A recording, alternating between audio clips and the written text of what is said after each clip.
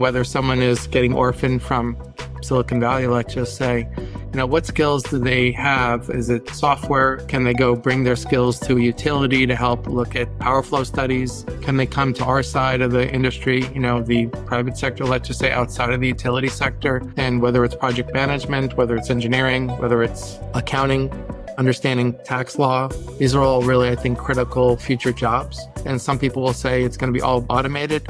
Some of it might be, but I think, again, back to the relationship base. And again, I think every building's a little different. Every piece of land's a little different. Our infrastructure is very different. The wires that go to someone's house or someone's building is different in every city and every town. And to me, every state is like its own country. So I think there is lots of opportunity because everything's kind of nuanced and esoteric. Hey, welcome back, Solar Warrior. Thank you so much for giving us the one non-renewable resource you've got. Of course, that is your time. Can't thank you enough for investing it here with us. I promise you're going to get a wonderful return on your investment. The only thing I'm going to ask you to pay is attention, and you will want to do that today because today's guest has a lot to say. Since 2002, as a pioneer in the U.S. and Pacific Island solar markets, Keith Cronin has been a curiosity-driven entrepreneur, observing how the world works and seeking unconventional ways to find creative solutions to local and global challenges. I mentioned 2002 because that's the time when another famous industry person named Jigar Shah gave him a call and asked Keith for information about the Hawaii solar market, where Keith was building a business.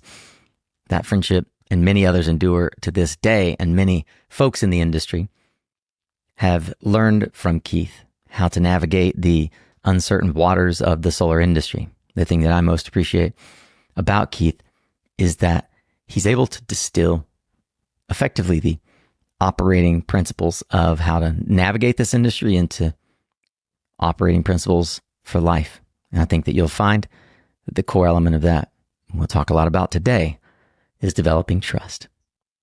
Keith has shown an incredible capacity for building not just trust, but financial models and business success in this industry. So strap in. We're going to have a great conversation. Your track record is one of more than 20 years of clue leaving and successful work. But at a 30,000 foot level, with 20 plus years in this industry, at this point in your career, how would you describe to folks who are just meeting you the problem that you are out to solve? Yeah, that's quite a few of them, but we'll talk about a couple that categorically in buckets. But I think the first one, which is really a relatively untapped market, is the C&I space, the commercial industrial space. And then that kind of lends itself into the community solar space. Yeah. And I think we figured out utility scale stuff with Wall Street. And I think we've figured out the residential with Main Street. So it's really understanding, credit risk, securitization, collateral, who's going to be there in X amount of years, leases. It's a very complicated space to understand.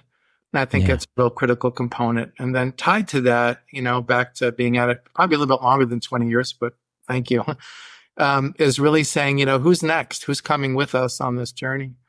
Yeah. And I think there's a lot of amazing people out there that have talent, whether you're just starting out or you've been doing something else and you're looking for a career shift into kind of clean tech.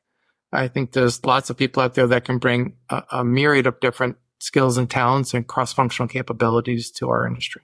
I agree. One of the things that you and I had some deep discussion around, apart from the core work that you do, just sort of installing this operating system around how to organize information and build trust in the industry, which I think we'll go pretty deep on, is this idea that we are on a bigger mission than just what our industry can repopulate in terms of jobs. We've got a 15 plus year history of just poaching workers from one company to the other. I often refer to as creating our own inflation. And there are a lot of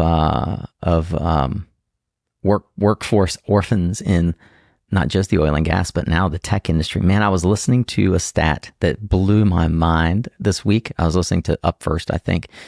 And they said that in 2023, I'm going to get the number wrong, but let's use 23,000. It could have been 230,000. But the tech industry employed or created something like 25,000 new jobs. And in 2022 and in 2023, guess how many the tech industry created? 200,000, or is it the other direction? Yeah. It's the other direction.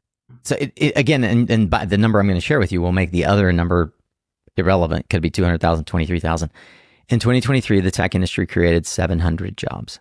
If that's not a wake-up call for our generation about where job creation is going, right? Let's think about what happened in 23 fundamentally, and they sort of in the conversation blamed this on artificial intelligence, right? The tech industry is having a reckoning because they're realizing that most of the work that these white-collar workers have been engaged in can and will be automated. But it's very difficult, although friends like Matt Campbell are trying to automate the hands-on work that is involved in building the infrastructure of the future. So that job creation, which our administration is all about right now, is a core piece. And how do we transfer this knowledge that you and I and Jigar and many others have gained over 20 plus years in the industry to a generation of workers that are being orphaned by the industries they chose? Well-meaning career-seeking folks. They don't want to start businesses. They want to work for businesses that our friends are starting. How do you sort of size up the job market, the job opportunity? Let's just sort of start there. And because I know that you think a lot about how to train folks and get them ready to be in this industry. Well, I think there's a couple of components. You have the space that I spend most of my time in, which is the development side. Mm-hmm. And then we have the manufacturing side, right? So we have, people that are making the widgets, and then people that are deploying the widgets, and people that are financing the widgets and maintaining them, right? So I think ultimately when I think about skill sets and mindsets, there's a little overlap there. So again, whether someone is getting orphaned from, Silicon Valley, let's just say, what skills do they have? Is it software? Is it software connecting to hardware? Mm-hmm. Is it being to optimize the grid? Can they go bring their skills to a utility to help look at power flow studies? Can they come to our side of the industry, the private sector, let's just say outside of the utility sector? And whether it's project management, whether it's engineering, whether it's legal, accounting, understanding tax law, these are all really, I think, critical future jobs.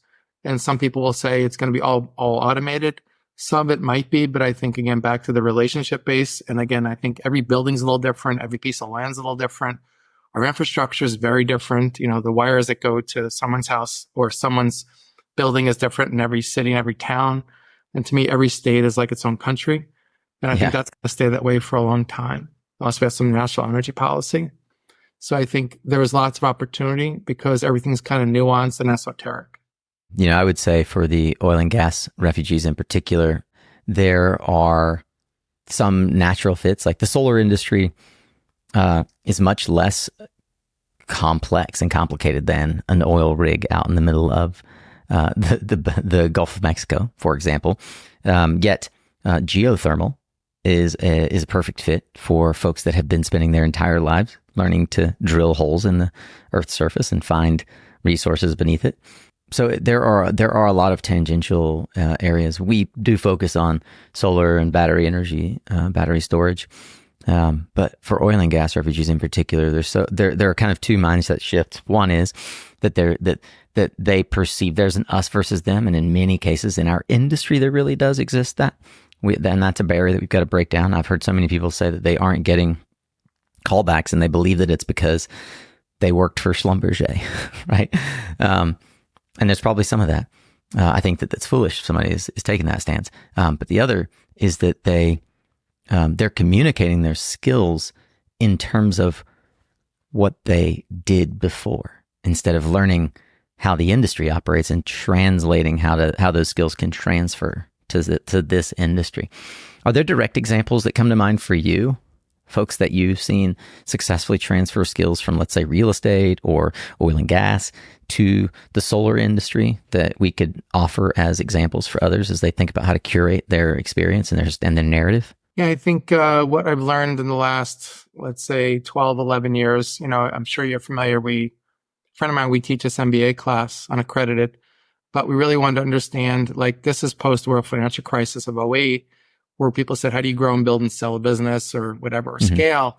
And it was hard to get, to have people fly someone to go into their office. And then that, I think, spawned this idea of, online training. And I think the takeaways I've had for all this time, let's say it's 500 students, and then they refer me to other people, see a common thread where people say, I'm looking for a project manager. And then they can come from Schlumberger, or they need a legal counsel that was working oil, and they can transfer those skills. So I think in every market, we think, we're all different, but a lot of ways we're all the same. They need to understand the buzzwords, the nomenclature, the workflows. If it's legal, they need to understand the fence around certain things, right? Like a PPA or a MIPA or an APA or estoppel agreements. But those things are already kind of out there, a generic form, even in real estate. But even people that were maybe in real estate, they know cap rates and need to know IRRs, a little bit of a different thing. And so each market, I think, has a foundational level that you can take those skills and apply them, like in engineering, right? So it just comes down to that curiosity factor, getting people saying, hey, I really want to understand these things. I have this background and I want to apply myself.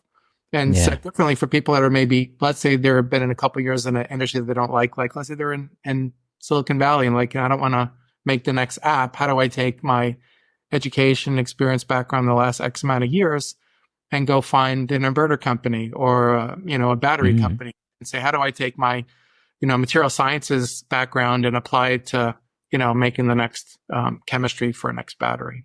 Yeah, I think the two areas that you pointed to that are overlooked, there is, project management is a universal skill, and it's one that is sorely needed and lacking in our industry from people who are actually trained, that have a deep understanding of the project management book of knowledge and are credentialed in that area. I don't know how it is right now because I don't dig in too much to how, you probably do, how developer or EPCs are thinking about credentialing their teams like that or requiring that. But the other is business development.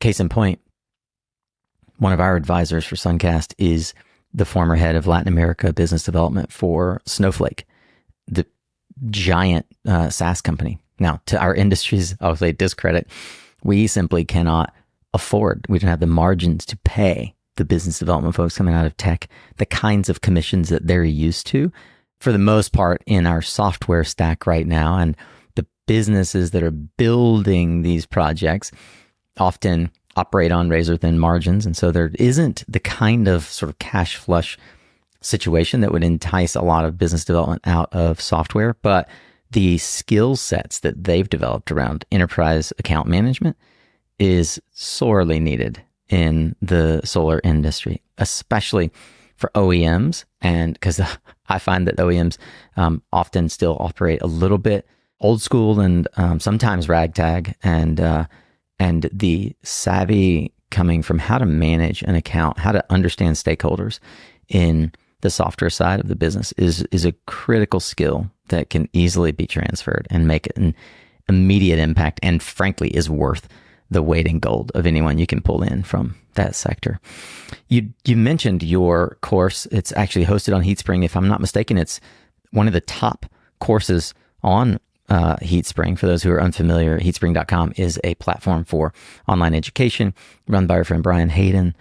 Probably have heard me refer to it here. You and your partner have been teaching that for going about a decade now, right? Yeah, I think we started in 2013, so it's probably about year 11. And then I was doing stuff with them even before we did the MBA class. So we've seen patterns of people. Sometimes people will come. And this is kind of what we're talking about, right? This idea of cross-functional skills. Done some work in the Department of Energy, and they have these, getting people that are, in college, trying to have them understand, like we give them kind of like Harvard Business Review case study. Here is a project. You need to design it, work with your team, right? Whether it's engineering, right, project development, business development, legal, accounting, like to really get people cross-functional understanding, because quite often in the development space, and whether it's developing anything, could be an oil field, could be a subdivision or apartment complexes, there's many things happening in parallel at the same time. So again, it's just getting people to understand their impact and then trying to understand, like in development, there's like a Gantt chart, or trying to figure out, if we start on January 1st, we get done by December 31st, and why, and the heck we shrink the schedule. Because a lot of things about solar, which is very different compared to other industries, is we have these tax consequences, not doing things in a calendar year. We have other issues with people putting, debt or equity to work. And this is that intersection of time, right? So we need to figure out how to get the time right by communicating that effectively to the development space, the people who are EPCs, and getting really clear about what the expectations are and looking in a data room and understanding all these things. And again, transfer that knowledge, right? Giving them a framework so they understand these are the elements that we need so that you can get your milestone payments. So there's no consequence on the bad side, whether it be, performance bonds or liquidated damages. And then the last year, as we probably all have seen, when interest rates went up, a lot of people just flew and said, I'm going to put my money in treasury at 5 and change and not deal with this. So it's been a really dynamic last, let's say, couple of years, coming out of the pandemic. And so I think it's exciting too, because a lot of people have learned. And then generally we tend to learn from our mistakes. Hopefully we can learn, like for me, I'd rather not make the old mistakes. I want to make new mistakes, right? So that's part of the whole MBA class or doing consulting work or right now working with EPCs and developers saying, hey, by the way, I can help you with this. Tell me a little about your situation, tell me about your project. And then, what's going on? Like, why me? Why are you calling me? Right? Or why do you want to work with me?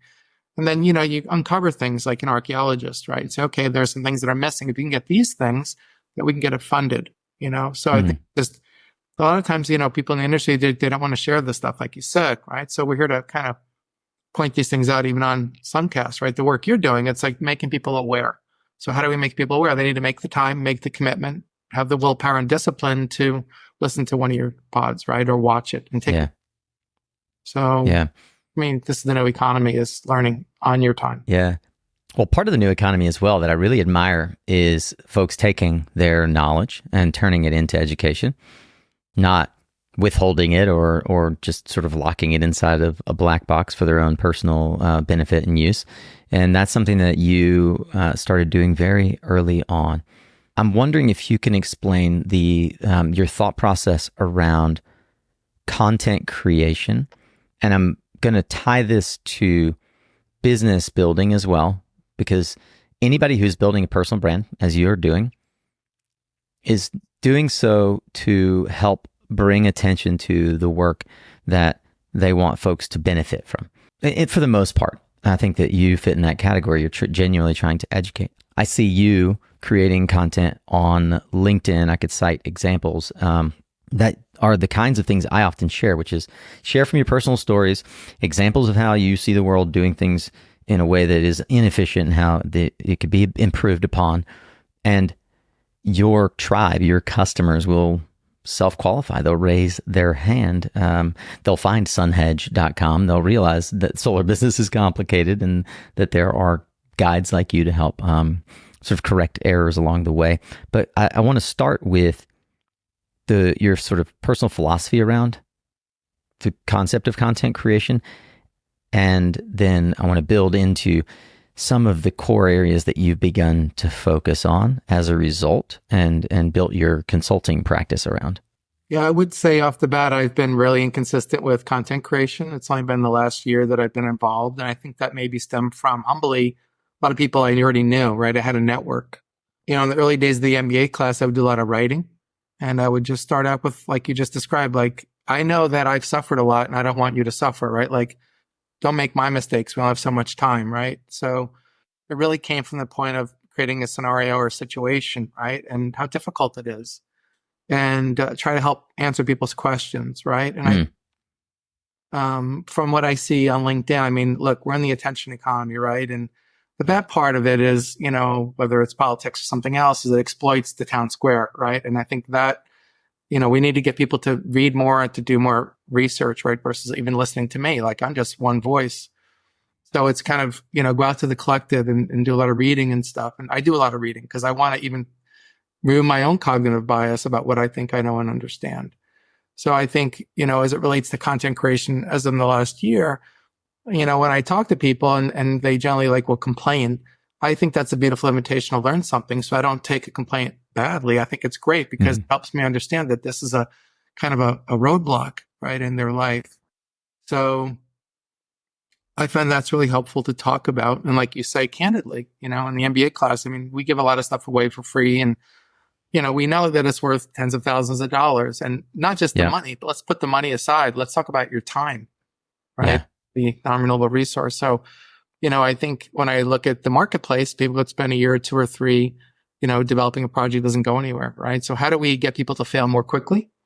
Right. And I think that's through this, sharing information and saying, hey, do you want to take the next step? And again, going through a data room and understanding and, how do we kind of like, there might be a developer doesn't have an EPC, or an EPC doesn't have a developer, or they have a law firm, or they don't have an accounting firm, or whatever thing they need. So I try to be there to kind of, there's a big puzzle and we're putting all these pieces together. Yeah. I can't help them. I gladly refer them to somebody that can. Yeah, I'm going to pull a thread on a couple of things that you've posted that I found particularly intriguing. And they are so because they're true and they are a great angle on how to get people's attention. One of the LinkedIn posts that caught my attention is all models are wrong, just some are more useful. And, what folks should know is that as a part of one of the things you alluded to is as a part of the MBA program that you run, you effectively give away, thousands of dollars worth of modeling, analysis tools, understanding for a fraction of the cost to join the course. And the reason is because you understand how models work. So can you tell me, what was the purpose of this LinkedIn? And maybe go just teach us the lesson. All models are wrong, just some are more useful. Well, I think if I go back to early days when I met Jigar, right, and, early 2000s, and, we would have an Excel spreadsheet, right, and it was very simple. And as we've gone on in time, you have big accounting and legal firms that have incredibly sophisticated models, but you can break them pretty easily unless you know where to find the break or you understand how they're built. Yeah. So that's one part is the complication that we've created in our industry based upon each market. And then there's different incentives. It could be a pilot program. One area could be, an inverter rebate. Another area, it could be SREX. So you have all this complication in our industry, and every market's trying to either mimic what other markets are doing that are successful, and then kind of like a mixtape, they're putting their own spin on it. And then there's the land of assumptions, right? Like all models are wrong, some are just more useful. And what I kind of mean by that structurally is that we have these assumptions around production. We have these assumptions around cash flows with that production. We have assumptions around operations and maintenance, right? Equipment failure. I mean, we don't know if there's going to be a black swan event like we just learned like in Texas where we had the hailstorm on a large farm. I can tell you from projects I did 20 years ago, those inverters those companies aren't even existing anymore. So, SATCON. Yeah. Has there been enough OpEx put into the model to make sure that you're covered? And if not, how are you dealing with that? And conversely, we're in this new realm now of storage. And, back in 2012, I published a little cheesy book that Jigar Shah had kind of gave a little endorsement on. But in the code of the book, I talked about SaaS, not software as a service, but storage as a service, right? So it was 2012 or 2004. It took a while to get there, but we're there now, right? But the point being is that people worried about what's going to happen. The battery has a certain amount of cycles. Okay, well, let's plan in 25 years to maybe pull that thing 3 times and putting in new storage, right? And just like your iPhone that I have, I know you have an Android, but when you get a new phone in 10 years, it's not going to fit the old case. So I think we need to look at storage as an appliance, right? It's on a concrete pad or hanging on someone's wall, and we're going to swap that out, and compound annual growth rate on a declining scale is going to solve that, as well as new chemistries and new ways to kind of look at nature to figure out the storage piece. So this all ties into the model and the assumptions, right? From an investor's point of view, like what are they getting, right? They're putting $1 out. What's their MPV, right? Like what is the risk, right? And then again, what's going to happen like that, hailstorm in the middle of Texas, right? So we have to look at the industry and say, okay, what are the assumptions that we're comfortable with and what are the ones we're not? And just like the C&I space, tying back to that part of the conversation, it's the most awkward one to have, right? Community solar, pretty straightforward. Utility scale, pretty straightforward. Residential, pretty straightforward. The C&I space, let's say it's rooftop to, 5 megawatts, every project's like a snowflake. So it's good to have these kind of ways of thinking. And I think that's really what reading does for you. That's what looking at a model does.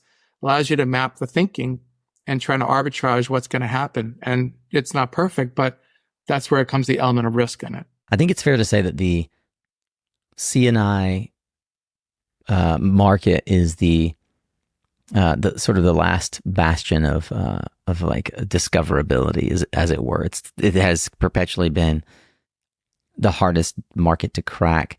It's definitely one that everyone recognizes. If we could only unlock this market. You just pointed to some of the examples, but why do you suppose that the C&I market has been heretofore a death trap for a lot of companies, but is it now at a place where it's ripe and or ready for exposure for the solar industry? Yeah, that's a couple things we can unpack. I think, if we look at like a commercial business, let's just use, I don't know, a vanilla flavored 250 kilowatt solar project. And it's put on a business and they don't own the building. And it's in some industrial park in North Carolina or California or somewhere in between. How long are those tenants, if it's a relationship with the building owner, how long are they going to stay? And then does that match like the 6 or 7 years, with recapture issues with ITC, right? And then, are people going to leave back to your Silicon Valley syndrome of things changing in the Silicon Valley area, right? And anywhere in the Bay Area. So is there going to be high vacancy rates, right? And then is that going to impact, again, cash flows and the owner of this asset? And then how do you, write stuff into an agreement that's going to safeguard the owner of the project, right? So that's one piece. The other piece is, I think we live in two worlds, right? We have loans, which are selling equipment, and we have PPAs, which are selling kilowatts, right? And selling electrons. And knowing those two distinctions is really important. So you might own your own building, back to that 250 kilowatt project or a megawatt, doesn't matter. Mm-hmm. And saying, okay, we own the land, we own the building, we're here to stay, right? We have a generational business, we're not going anywhere. And we have this problem, right? We have unbridled electricity rates increases across the country.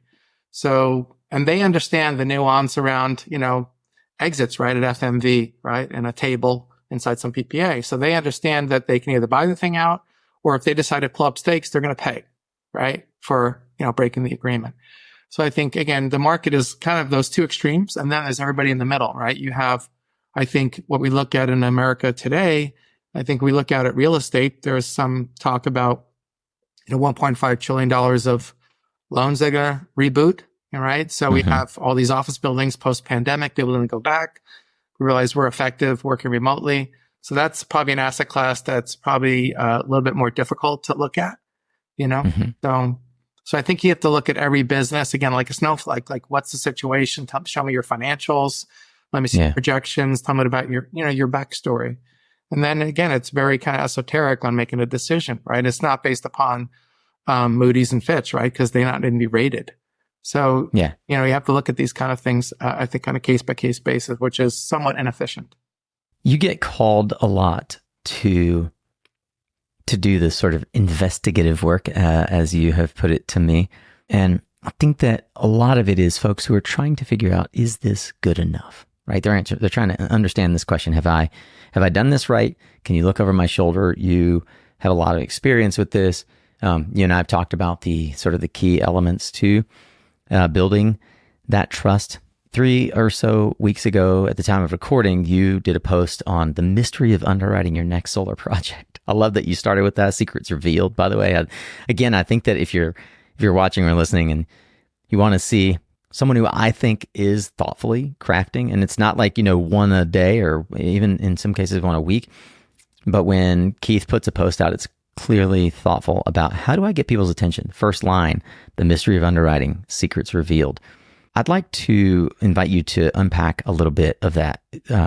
You suggest some things that will make or break a deal in that post and how to remove friction and doubt. Can we talk about this concept of how to build trust as a project developer and the mechanisms that are important for folks to better understand? Yeah, and I think I'm going to give you again, 2 bookends. Like I spent some time working at NextEra, and I'm working now with like a smaller finance firm, right? Like more kind of family office-y kind of thing versus something that's right? They're very, very big distinctions, like I said, like the Moody's or Fitch, right? Right. So I think what I try to explain to developers that are out in the marketplace is, if you look at that Google sheet, which I share freely, people just comment below it, I'll share it with you because I really want to make everybody cognizant and be part of the solution, right? It's this kind of all part of the village, right? But if you look at that Google sheet, it's just a Google sheet. It's nothing very sophisticated. But what's inside it is, I think, important to consider as you're out in the marketplace, right? Is we're all filtering, right? And I think it's important, like, what can we say no to or not yet? Like, from the lending community, right, or the owner community, I want to say, of these asset classes, trying to figure out what's the risk, right? Are they going to build it on time or not? So that Google Sheet came from the MBA class, right? Like something we provide as one of the tools. So I decided to do something really important and saying, okay, there's 6 main categories. It could be 20, 10. That part doesn't matter.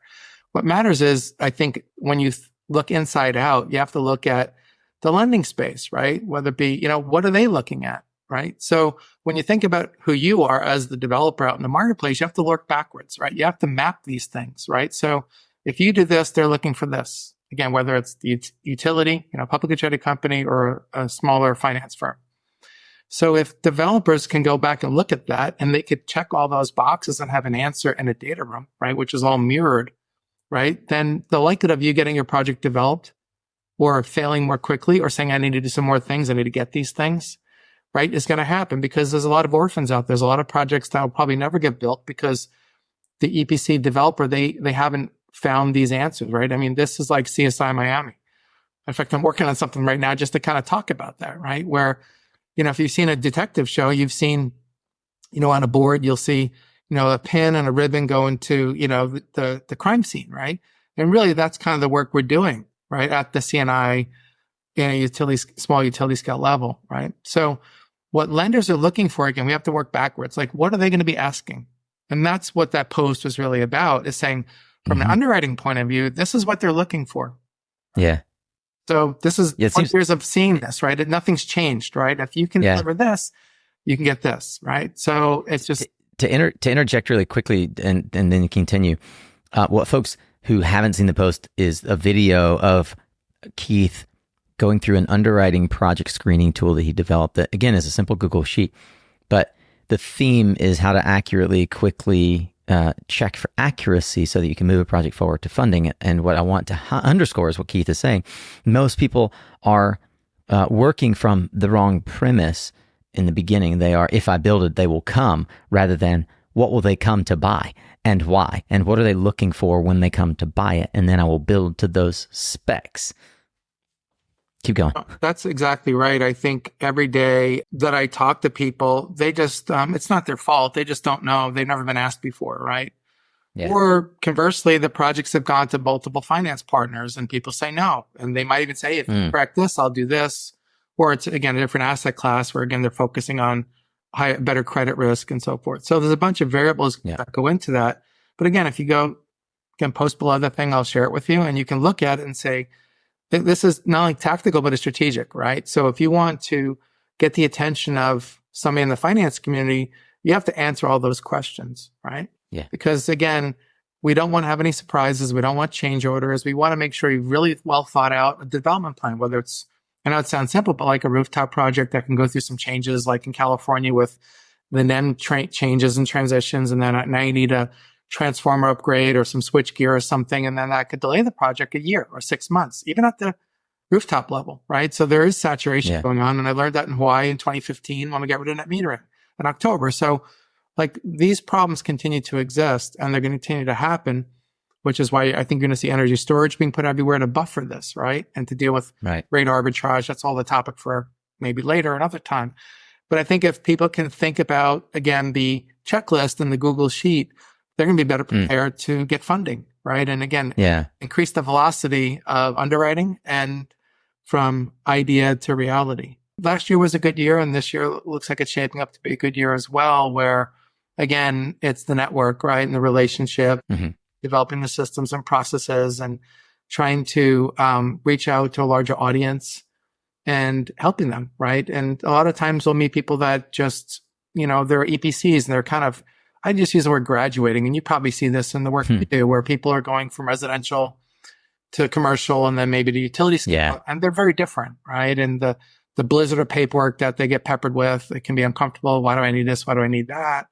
So, and especially, again, back to what I said earlier, is the difference between like getting a loan and installing it on a business and maybe have an O&M agreement, hopefully you have one, versus doing a PPA where somebody else owns the asset. And again, back to Jigar and I having these conversations early days pre-Sun Edison when he worked at BP Solar, was this chain of accountability, right? And I think that's why the idea of a PPA is a good path, because, it makes sure that the thing is going to operate, right, for a long time. And in the early days, when you go to Home Power Magazine or Backwoods and you buy a solar panel and plug it in, it was you, right? You were the guy with the white lab coat on, or So, as we've gotten more sophisticated, we need these tools and people to actually kind of come up the ladder, understand the business and encourage that, like in every finance company in this country, I know a bunch of people, right? Even on my competitors, they have a lot of new people and it's great, right? It's kind of the theme of what we talked about today is that we're trying to find new people. Like when I saw you in Boston, there's a bunch of finance companies there and their people are brand new. And that's great because they're curious. And I think that curiosity is really important. So, for people that are listening, like go out and seek a course, even if it's not my course, like go out and find help, go out and, listen to this podcast, like get some perspective and perceptions that you thought you knew and kind of break what you thought you understood and read a lot. And then you'll start building this foundation of be able to decipher, again, this business is very evidence-based, like what's really going on.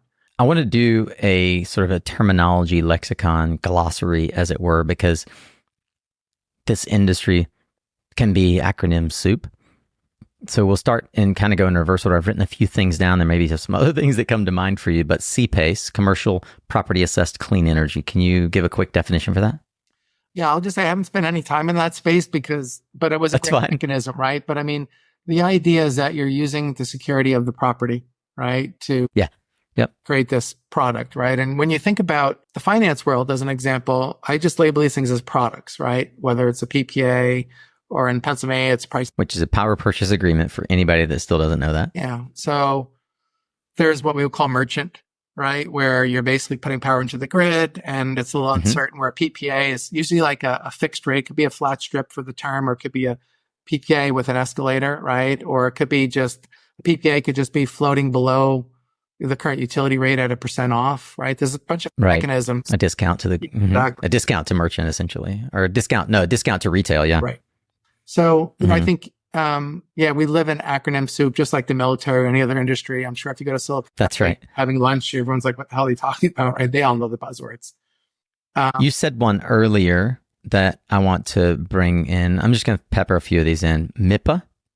Yeah, that stands for Membership Interest Purchase Agreement. And essentially when an entity is created, let's just use a term like a special purpose entity or special purpose vehicle, which is an LLC. And often referred to as SPV. Yes. Yeah. This, again, back to the acronym soup. So in general, when someone is creating one of these entities or these vehicles, everything is kind of kept in there, right? It's the members, just like it sounds like the members in the LLC, right? They have an interest. And this purchase agreement basically means that an entity, like a finance entity, is going to come in and buy what's in there, right? Versus like an asset purchase agreement, are just the assets. So there's a difference between buying an entity, right? Or an asset. And those are pretty, I would say, common, right? Both of those are used pretty interchangeably. Are there another maybe 2, 3, 4 documents that when you jump into a data room are early flags for you that you're looking for? You know you're looking for them. You can easily through pattern matching know if you're gonna find them, if they're there. What are the other some of the other things that we could give folks? Yeah, I think it depends upon the stage of development. So projects that are like what I would simply characterize. Let's say they're ready to look for financing. Okay. Right? So they're probably at what I would simply characterize as NTP, back to acronyms, notice to proceed. Notice to proceed. Notice to proceed, right? Which basically means to me is you have not just permit applications, but they've been paid and you have a permit. And the same thing with interconnection. Yeah. They've been paid and they've been approved, right? And you have a glide path. So to me, that's like the first step. And so whether it's in a data room or not, let's just, again, let's talk about what a virtual data room is for a second, right? What is that? Again, people can do it in Dropbox. They can do it in Google Drive. There's many sophisticated platforms that can do this as well. But it's basically like a central repository where people can share information and provide updates. So again, to me, those are the really two critical things because it defines really whether we have a job or a deal or not, right? So a lot of things are kind of what I would say ethereal, right? Like, yeah, we have a project. My neighbor's brother's dog has 30 acres in this town. Well, okay, where's the access to the transmission line, right? Where's the substation, right? Where was the plant interconnection? Oh, we don't know, but we have this land. It's really cheap. You don't have a project, right? So it's getting really clear with what's in a data room and what's been checked and not. And the ones that are more sophisticated, they're going to add more stuff in there. They're going to provide leasing with a signed lease. They're going to provide truly an LOI, right? A letter of intent. Back to the whole acronym salad today, right? Is it a binding letter of intent? Is it for a prescribed period of time, right? Before if they can't find financing, does it go to the next person, right? So those are the things I try to look at immediately. And then verification, whether they're using Helioscope or Energy Toolbase or, PVSys, is really verifying and validating their assumptions on production, right? Are they using a tracker? Are they not using a tracker, right? Or, on the O&M, are they going to be out there cutting the grass, right? The production in the Northeast in the summertime, there's a lot of grass growing. So if they don't have those things off the ground high enough, or if it's out in the desert, are they going to have panel cleaning? Because it gets pretty dusty here, right? Back to looking at warranties, right? What's the warranty of your products? And then what's going to happen if the thing fails, right? What is the record, right? Production guarantees, right? What does that look like? O&M, what does it cost per year to maintain this? And then is there an escalator for that? Because I can tell you, looking around the country in the last 20 years, there's a lot of underperforming assets, right? And it's not the industry's fault. We were learning, but I don't think we put enough OpEx into a lot of deals, right? So I want to see, again, I think the data room also provides me insight as to how they're thinking. Yeah. Are they organized? Yeah. I'll tell you, so I love what we just did. I'm literally writing a whole list of terminology and glossary. At one point, I have to check if I still own it. I had solarglossary.com. I was going to use it because I think this alphabet soup exists. And for me, it's just it would be a lead magnet to get people to SunCast. But let me know if you guys think that's a valuable tool. I'll definitely go create it. But even looking at all the terminology you just outlined, all this stuff is its core underlying. There are things that and back to who we know the audience is, we collectively, as the leaders and decision makers in this industry, take for granted that we know all of this stuff. And so, to Keith's point, when you onboard someone, my mentor, Mike Casey, says all the time, I've forgotten all the things I need to tell you, right?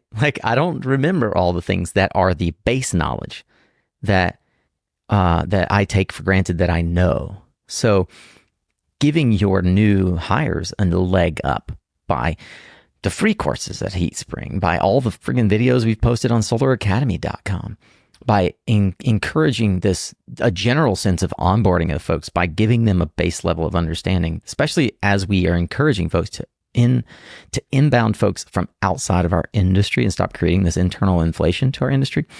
A simple video, 10 minutes long, on Keith's LinkedIn is incredibly instructive, because not only do you get a free Google sheet on underwriting project screening, but you get someone who has 20 plus years of experience explaining it to you for free.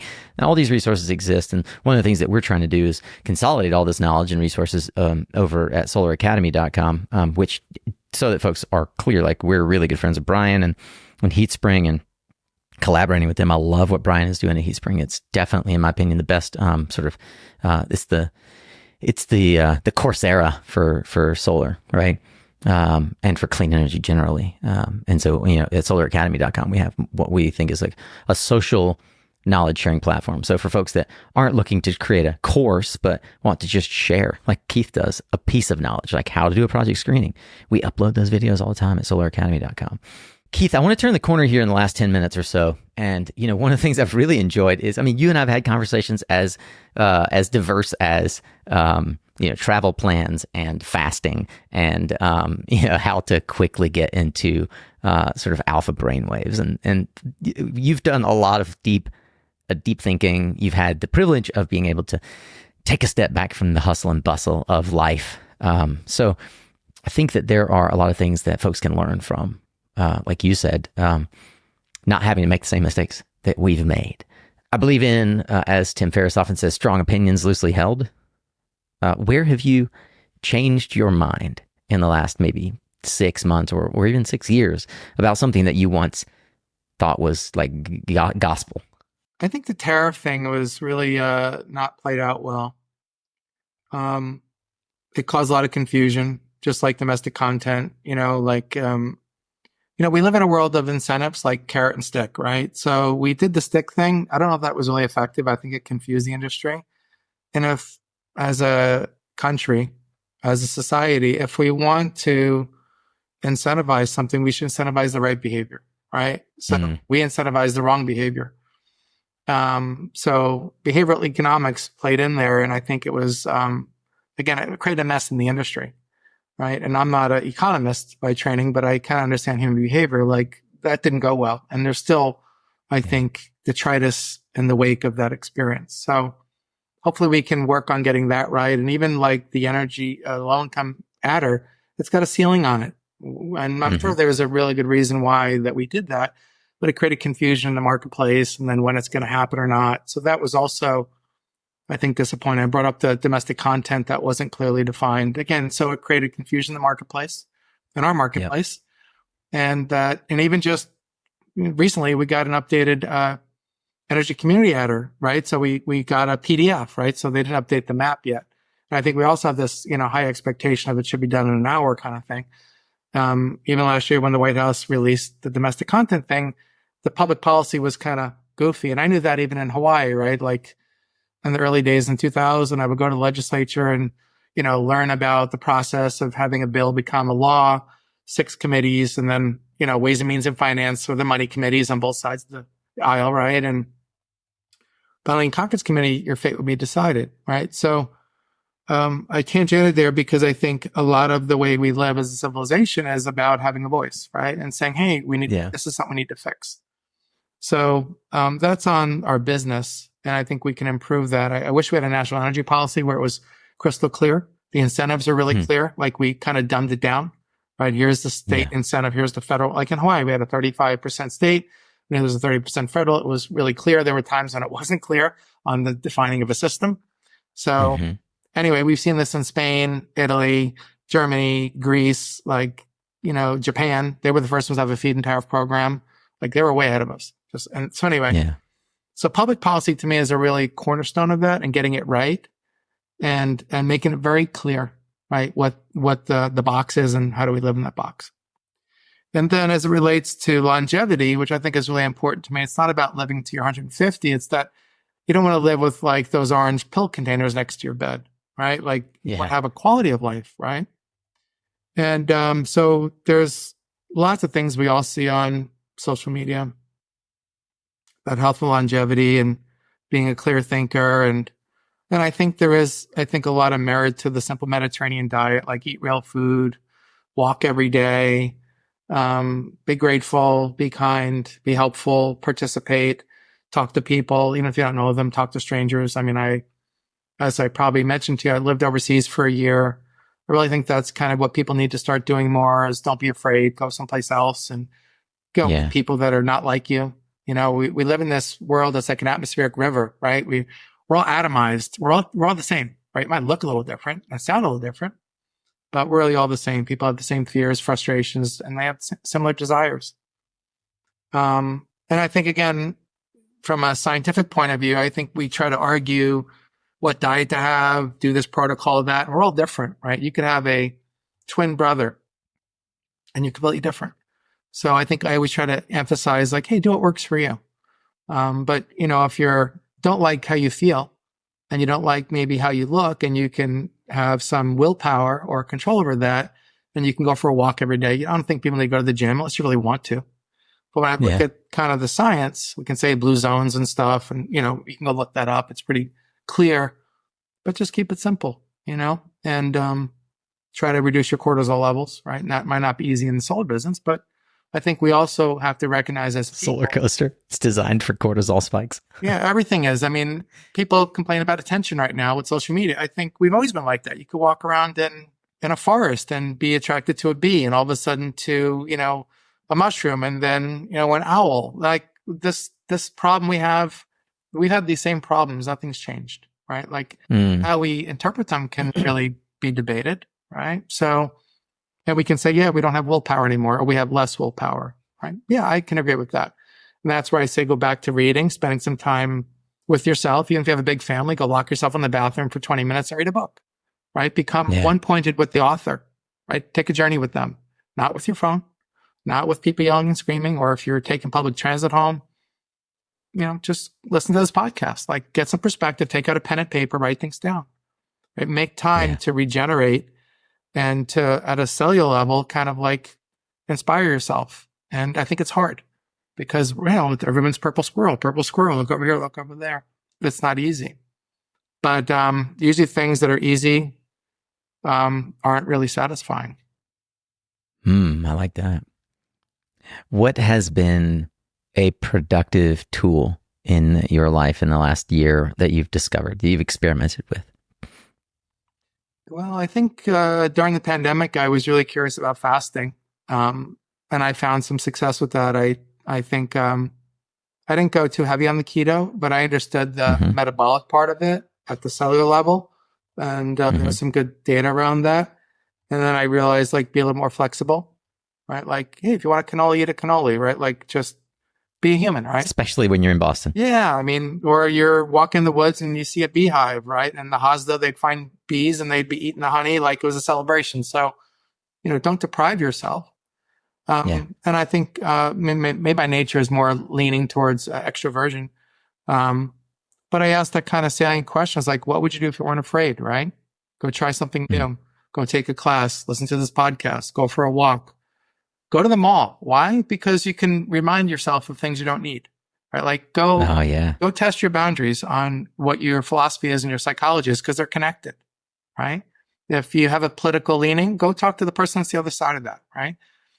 Just kind of be curious about the world. I think when you're curious, your attention can focus on a different realm, right? And you're not going to be triggered by whatever. And I also think whatever you're triggered by, that's the work you need to do, right? If someone's kind of like poking the bear, it's a beautiful invitation to learn something about yourself. So, it requires a lot of work, and it's a continuous work, right? And whatever it's happened in your life, whatever the events were, they can just be an event, or it can be, your persona, or it doesn't have to be. You can say, hey, I've learned some great lessons, right?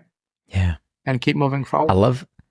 I love your suggestion. Go to a mall, see the things that you don't need. I think that one of the things that's been most interesting for me as I lean more into slowing down, meditation, trying to tap into the quantum field. Several people just stopped listening. And I hope that you are still listening. Is observation of the people around us. There, as you do begin to really wake up to being present, being here, not worrying about yesterday's problems or stressing about how you're going to accomplish tomorrow's goals. Sitting on a bench in that mall and observing the people walking around you who themselves are unaware that they don't need these things. They are there to try to satisfy some internal craving. That has been instructive for me, to allow myself to be uncomfortable in that situation, to feel like I needed to go somewhere and force myself to sit. It's a public sort of public option I do that in the airport sometimes instead of going to the I'm a member of Admirals Club because I fly American a lot, and sometimes I'll just go sit in the terminal. I won't be listening to a podcast. I won't be writing or on the phone. I'll just be there and watching people. And it's fascinating to interact with the people around you. Like a simple experiment I give folks is like, try to make eye contact with someone and make them smile without any words. Like that is... There's science around that being not only healthy for you as a human, but healthy for the other person, because smiling releases endorphins. It taps into our dopamine receptors. It physically changes our state. You want to change the world around you, like start by smiling more. I'm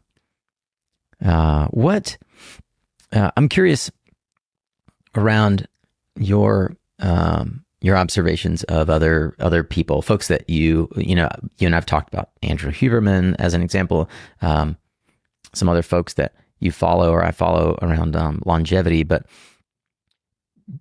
who is impressive to you? And I realize that's a bit of a loaded term, but I'm curious where you might take it and what characterizes them thus. Yeah, I would say it's definitely loaded. I think I'm inspired by so many people on the planet. I mean, when I lived in Laos or Bali, I was inspired by people, right? Just having a smile or inviting me into their home for no reason and just being grateful with nothing. maybe my analytical brain, I'm probably maybe more attracted to people that have an analytical approach to things. Mhm. But I also like art, right? So I think I'm always inspired by artists, and could be painter. It doesn't matter. Like, could be musicians. I think art is a really wide category. Yeah.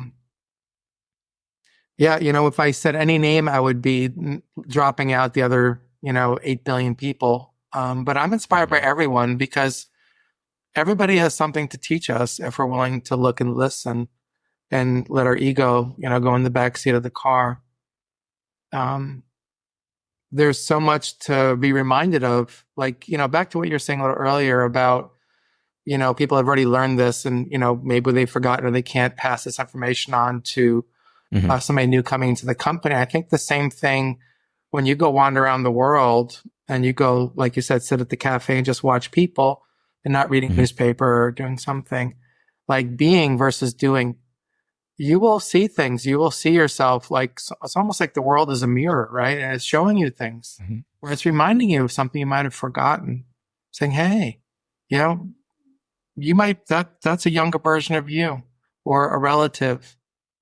Mhm. So, and again, I say that kind of with humility, right? Like, hey, I can keep learning this thing and kind of, polishing my own diamond in myself, right? Like, hey, I have a lot Yeah. of work to do. And I don't think it Mhm. really stops. I think you just kind of keep expanding on, hey, well, that's really interesting, right? However made me feel, right? Watching someone, reading a great book, and I love to read, right? So it doesn't really matter. Like, I could jump from book to book, or be Yeah. philosophical, or it doesn't matter. Um, but I think having perspective about your fellow man and human, I think it's incredibly invaluable. Understanding history, reading history. There's so much to be garnished, because again, history repeats itself, right? Yeah. So yeah. Let me ask the question slightly differently, because I just was thinking about this question that I have asked in the past, and I rarely ask it. If you started your own podcast and the goal was to uncover some of these like gems of life, who are the one or two people that would absolutely be in the roster of folks that you would go after, that you would want to have a conversation on record with? Perhaps folks that I haven't yet interviewed for SunCast. Man, that's such a hard question. I mean, I think in our industry, again, I just say this with humility, like, find the person just starting. It's their first week on the job, right? Like, what Mm, lens do they see the world through, right? Find maybe a government person, right? That's working like for Jigar at the loan department, right? The department, yeah. right? Like, what do they see, right? It's bringing in different perspectives on how people see things, and let them share that with you through their lens. And then I Mm, think it's kind of like letting people decide what they understood, or they had to, rewind and go forward. And I think for me, on a kind of personal, curious level, I mean, I just like compassionate leaders, great leaders. I mean, yeah, I would love to talk to Obama if I could. Maybe because I yeah. have a little bias. Help me get Obama. Yeah. He used to come to Kailua where I lived, and he spent, 8 years at the White Mhm. House, so he's had 8 vacations there. So that was kind of cool. And I like he was, I think, balanced, and he was thoughtful. So if you can get him on the call, we can, all three of us can do a call together. That would be amazing. If I can get Obama, Keith, you are formally invited to co-host that episode with me. And again, And also, by the way, if you're listening to this and you're in your first week, month, year of the job, and you want to share your perspectives, please reach out to me. There are loads of ways to figure that out. If you work for Jigar, I'll reach out to his team as well. I think that's a great recommendation. Or if you work at NOAA or at NREL, if you work in an arm of government where you have a different perspective and you want to share it, we do. We are about giving voice to the champions of clean energy on the front lines of this transition. So I got another suggestion before you end that thought. You should also maybe ask, hey, have you installed the system on your roof or on your property, a community solar, like an actual building owner, a consumer, right? A prosumer, right? The person that's consuming the stuff. Like, you did this project 5 years ago. It's the rooftop or community solar. What have you discovered in this process? Like, and initially, was it like, yeah, we don't want to give up a piece of our land, or we weren't really sure about, putting it on our roof, and here's been the experience, and here's been the results, and here's been the difficulties. And I think in every great story, there are stakes, right? Every story, right? There's conflict in everything in life, right? So how do people deal with those things? I think that's more of the salient question. We need to constantly remind ourselves back to the invitation, right, of the trigger. Yeah, it occurs to me. I follow the guy who created AppSumo, Noah Kagan. I just love the guy because he's so intent on like move quickly, like take your idea, get it in the world. And one of the things that he did that caught fire on YouTube that really built his YouTube following is he will walk up to the door in like really rich neighborhoods and knock on the door and say, "How'd you make your money?" Mm-hmm. And I've been wondering like how I have such easy access to this, but I've been wondering how could I do that with with a camera and a microphone. And the equivalent in our industry is walking up to someone who installed solar 5 years ago and saying, "Why'd you go solar? How'd it go for you?" Nobody does that. Nobody does it. If you take that action and you want us to partner with you on SunCast, reach out to me. I would gladly help publish that. But you've just sparked something in me that I'm going to bring back to Jeremy and the team that I think that we should be doing, starting here in North Carolina. I don't have to go very far. North Carolina has something like 300 qualified facilities, 5 megawatts and above, a bunch of farms, a bunch of C&I and residential rooftops covered. But let's take maybe 5 minutes and go through a little bit of personal habits. We talked a bit about it, but you are like me, an avid reader. Often, I presume, numerous books at a time. So I'm curious what's on your nightstand, what you're sort of digging on right now, but also what books have had a particularly profound impact on you. I tend to read books more than once because let them sit and then go back a year or two later. I remember during the pandemic, there was a great book, Wanting, by Louis Burgess, I think is his name. And it was about mimetic behavior. And for anybody that probably talks to me know I use that word pretty frequently. And I think he lives in DC with his wife and kids. But mimesis in Greek means to imitate.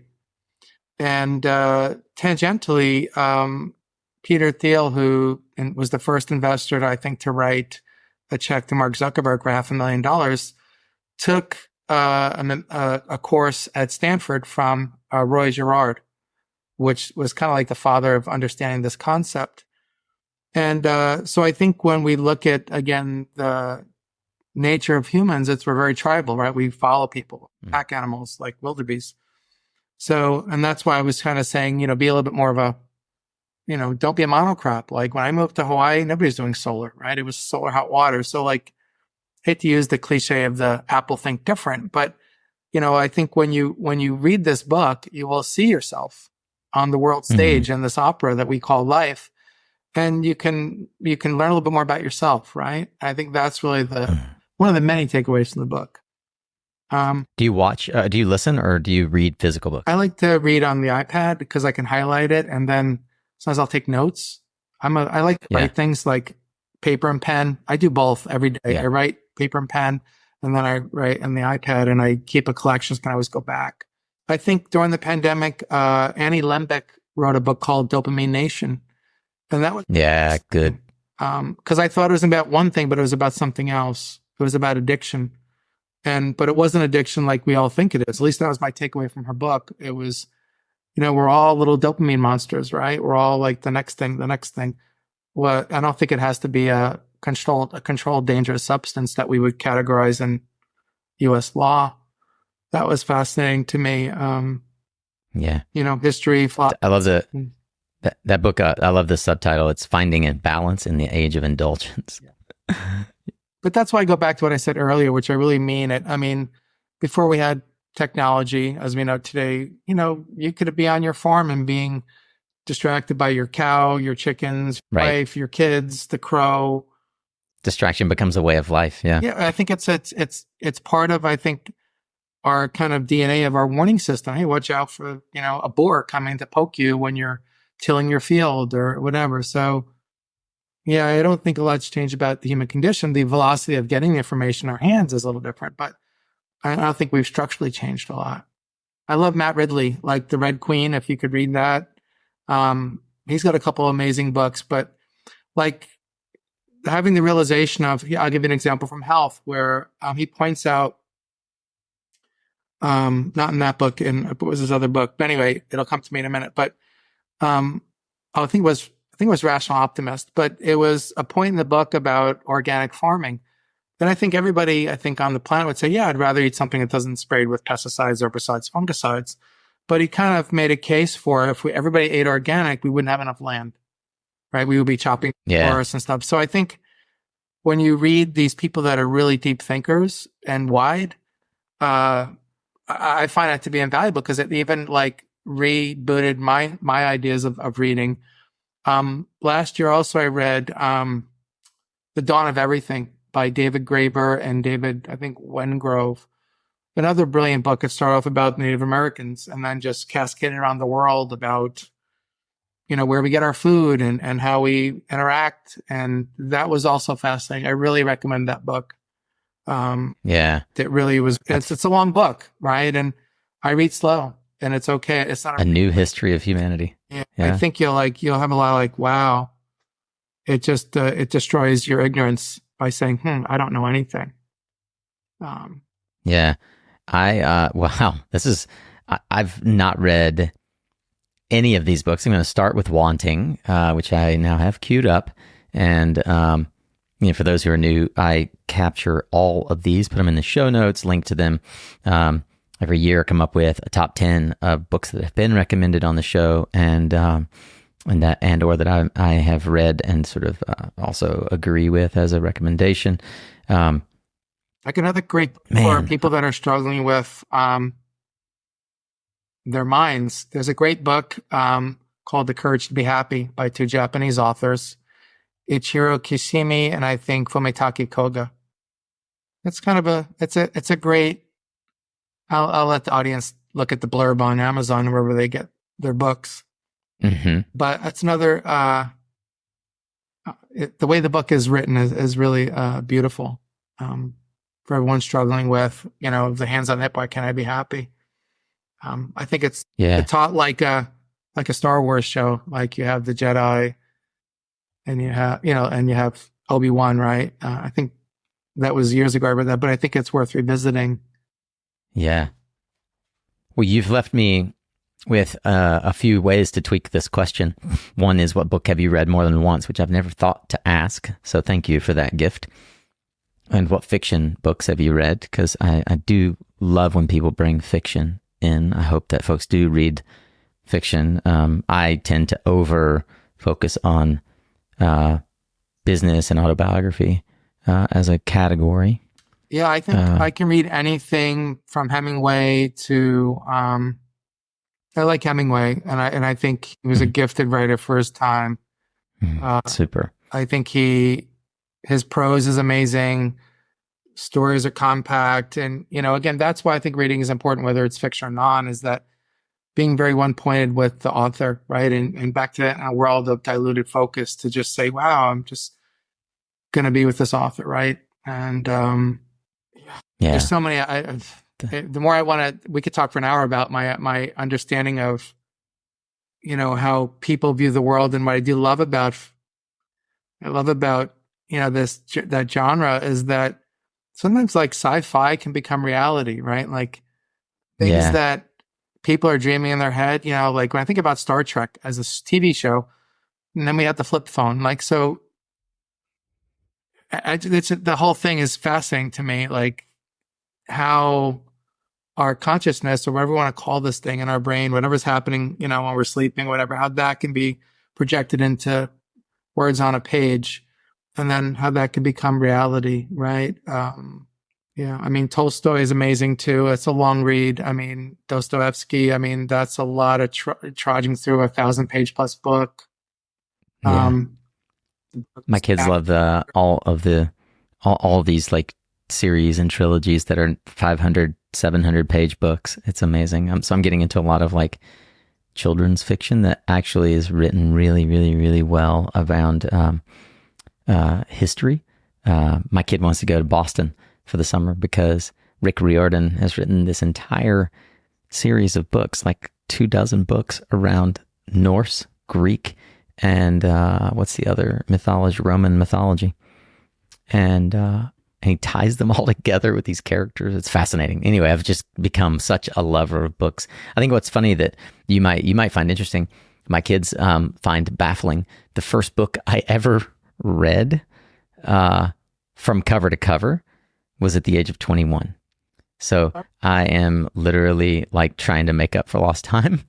And it was a book called Three Men in a Boat. Have you heard of this book, Three Men in a Boat by Jerome K. Jerome? Mm-mm. Yeah, it's a 2-week boating holiday of these guys. Anyway, it's I was introduced to it by it was literally like one of the books on the shelf of the home in Spain where the then 15-year-old son of my host family I asked him a simple question. I was like, "Hey, which of these books have you read?" And he looked at me with this look of complete and utter confusion. And he goes, "I don't understand." And I said, "Well, which ones have you read?" And he's like, "Well, all of them." And he's 15, and it was easily like probably 30 books on the shelf. And I was like, "Wait, you've read all of them, like cover to cover?" He's like, "Yeah." What do you mean? Like books are for reading? But I did not grow up in that world where books are for reading. Books were like things that you collected on the shelf, and I didn't have, as ADHD child, I just didn't have the attention to get through them. Nobody taught me how to read. I think that's a good point. I think, again, back to what I said a little earlier, we need to do what works for us. So maybe different kind of rungs of the ladder of life, we might be more interested and more open to reading a book, where in earlier days, maybe we were doing sports or music or something else, right? So yeah, it's never a bad time to pick up a book, and it's not a race, right? I think we hear a lot of these the word influencers. Hey, you got to read a book a week, and do you remember any of it, right? I'd rather you read the book, take a month to read the book and take some notes and really, again, have that intimate, perspective and perceptions of the reader, kind of saying, hey, have you considered this? And then again, why Hemingway is so fascinating, because we all want to go on an adventure, right? So please take, right? So that's how they did it back then, right? Before the airplane was even invented, right? We had to have a story, right? And take people on a journey, and there had to be conflict, and then hopefully there was a resolution. If not, it was episodic, right? So, yeah, I'm sure that many here who have been on this journey with us will want in some way to connect with you. Where do you like to be found? I think that LinkedIn is an obvious one. Is there another way that you'd like folks to connect with you?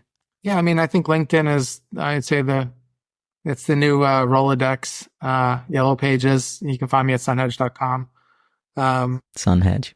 Mm-hmm. But I think, LinkedIn is good. And I try to encourage people, and again, me not being very social media focused, that if you're curious, reach out to someone, send them a private message. You don't have to do it publicly, and just use, I think, social media, I use the word use in a positive way, is that it's a tool, right? You don't have to spend your whole day on there.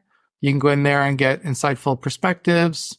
You could read something, you could watch something, you could learn something, and you can also like turn it off, right? Like if you've had enough for the day, right?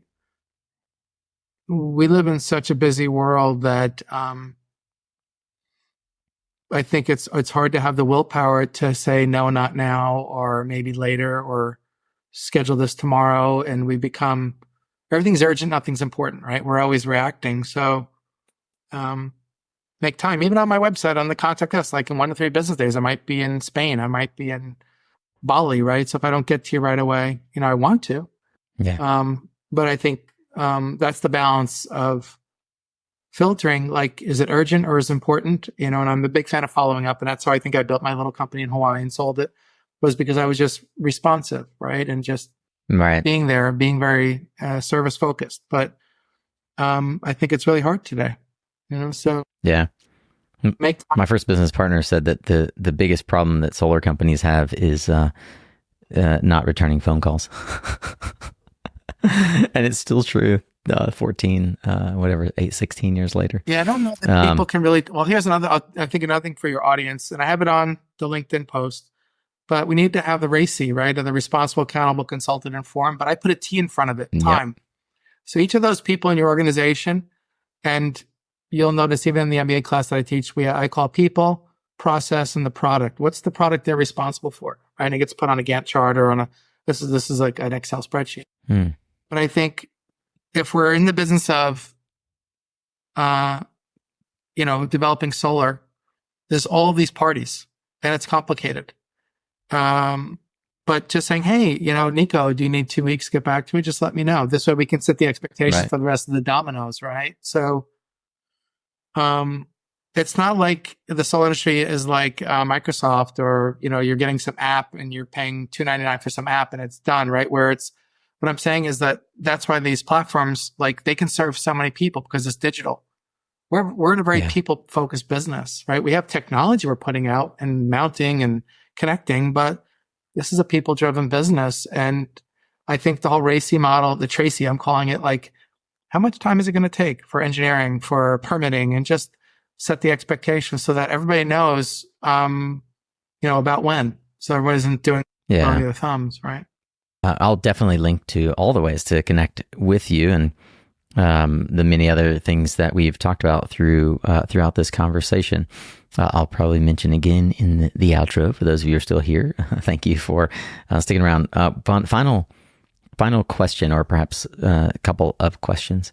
If you leave every person that you meet with one thing or one feeling, what would it be?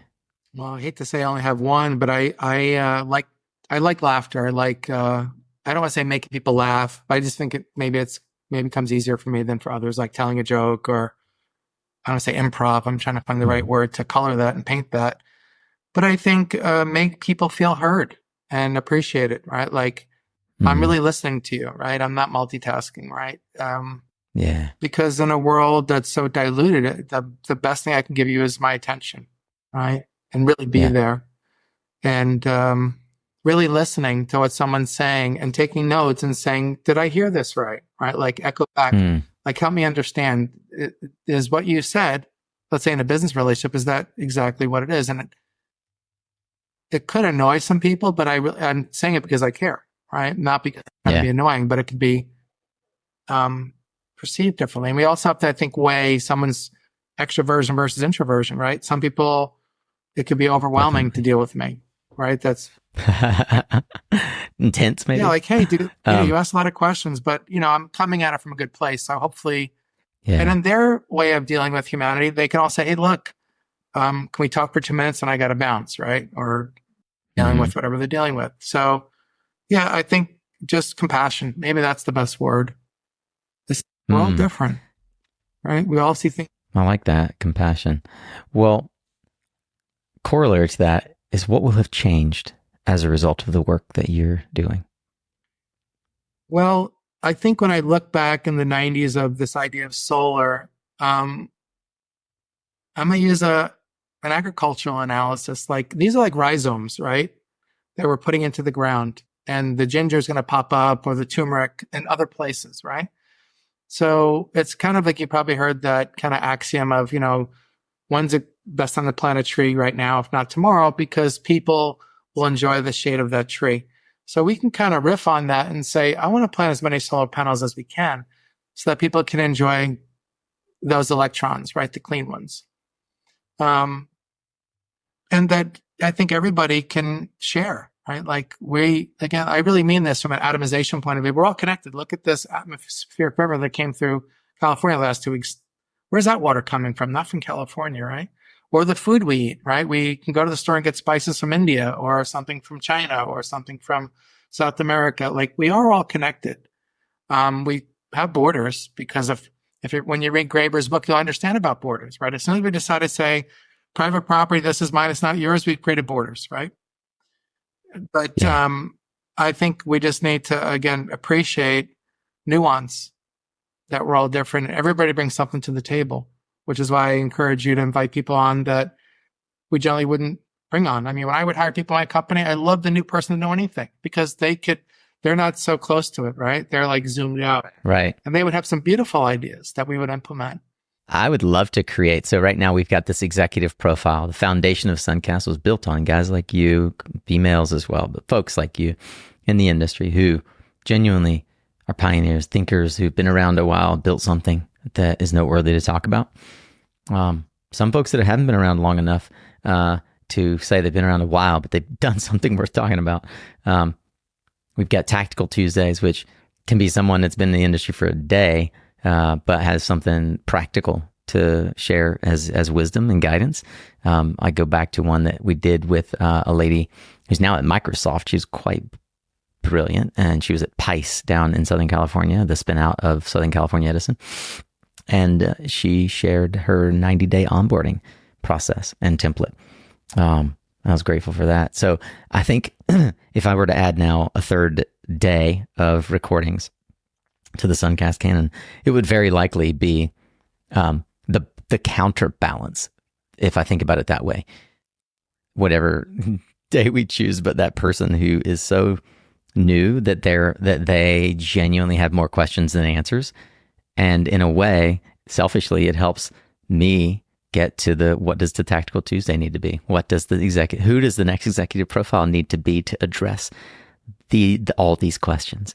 I think that's a really healthy, man, that would be a super fun way to evolve the podcast now that we're, cresting over 700 episodes, heading towards the 1,000 that I committed myself to when I started in 2015. So, Keith, I'm so grateful that you are doing the work that you're doing, that you've leaned in to this work with us here today to educate, inform, inspire, and bring folks along with compassion to help them feel heard and appreciated. I hope that the same is true for you today as we go away. Keith Cronin is an industry OG, been around for quite a while. He is the founder of SunHedge. If you have not had a chance yet to check it out, go to sunhedge.com. We'll link to it in the show notes. And he is an open ear and a willing advocate and ally for you if you are still trying to figure out, what am I solving for in this equation? What am I solving for to get these projects done? Keith, thank you for taking the time to join us today. Nico, thanks for making the time. I'm really grateful. Well, thank you again for taking the time to be here with us. I'm, as always, grateful for our guests, but I'm ever more grateful to you. We do this because we believe that there are people out there who click play because they're genuinely interested in growing and learning along with us in this solar coaster. If you are trying to find a job, or if you already have a role of import and decision making, I hope that we have helped you filter out the wheat from the chaff in this conversation today. I do hope that you will go check out the show notes, which you can find at mysuncast.com. We link to all the research, all the books that Keith just mentioned, even other things that I've dug up, just trying to think about how to think about this conversation today that hopefully our brain droppings you will appreciate. But most importantly, I hope you go check out SunHedge. I hope you will go check out Keith's course on HeatSpring. Please use our link so that we can also get credit for that. Brian knows that he's getting folks over from SunCast. And if you want to share your wisdom and knowledge, like I mentioned in the episode, please go to solaracademy.com, go to that, click on Teach, and Karam or I will follow up with you on how we can help you share your wisdom with the world in bite-sized chunks. You don't have to go create a course, which can be a little intimidating and overwhelming. But share your knowledge in our social sharing platform called solaracademy.com. If you want to be a guest on SunCast in any of the formats that we have discussed here today, please reach out. You can do that by going to mysuncast.com and leave me a voicemail like Keith sometimes does, or fill out the form to get in touch. Quick 15-minute phone call I'd love to have with you. And I want to say thank you to one other special group of folks. It's the sponsors who help make this show possible. All you have to do is show up and pay attention. They pay the rest. They underwrite and support this show financially so that you don't have to. Thank you to our sponsors. You can learn more about them at mysuncast.com/sponsor. Of course, that's also how you could learn ways to partner with us to reach thousands of solar warriors and climate champions the way they do each and every week, twice a week. Please do come back again next week for our tactical, practical episodes and another executive profile just like this one. Remember, you are what you listen to. Thanks again for showing up, Solar Warrior. It's half the battle.